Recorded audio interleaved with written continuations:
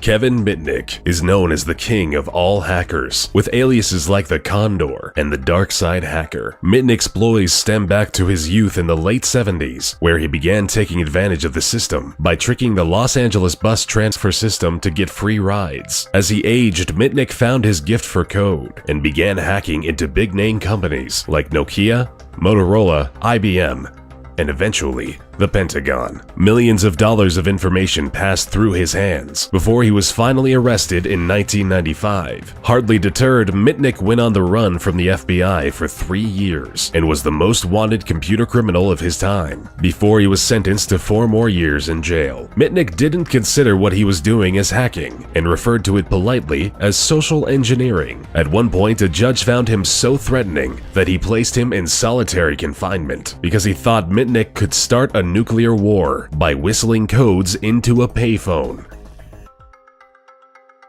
The dangerous British hacking duo of Matthew Bevan and Richard Price took the world for a potentially deadly ride for several weeks in their youth back in 1994. They began by attacking the Pentagon's network for several weeks and progressed further by stealing battlefield simulations. If that wasn't enough, they started intercepting messages from US agents stationed in North Korea and accessed sensitive material from a Korean nuclear facility. This was all incredibly alarming to the US because at the time, Price and Bevan were using US systems to infiltrate information from Korean systems, which, simply put, nearly sparked an international incident. You've probably heard about the infamous hacktivist group, Anonymous, or just Anon, sprouting back in 2003 from the breeding grounds of 4chan. Anonymous consists of an unspecified number of politically active hackers. They campaign for internet freedom, social justice, and transparency in the law. With nothing off limits, this group has hit the Chinese government, the Vatican, the FBI, and CIA, while spending just as much time leaking documents or taking down websites with political intent during the aftermath of tragedies like Charlie Hebdo, Michael Brown, and launching large-scale personal attacks on individuals associated with the KKK. While they may not be monetarily motivated, the information they've leaked and the impact they've had on cases and cover-ups has been huge.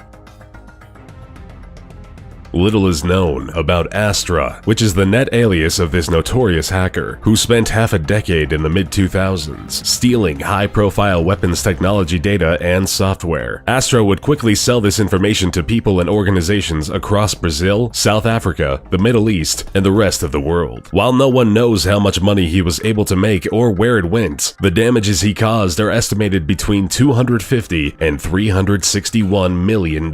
Strangely, even after all of the destruction caused, Astra was never publicly identified, even when Greek authorities arrested and detained this threatening hacker in 2008. Speculations and rumors say that he is a 58-year-old Greek mathematician and is serving 6 years in jail somewhere.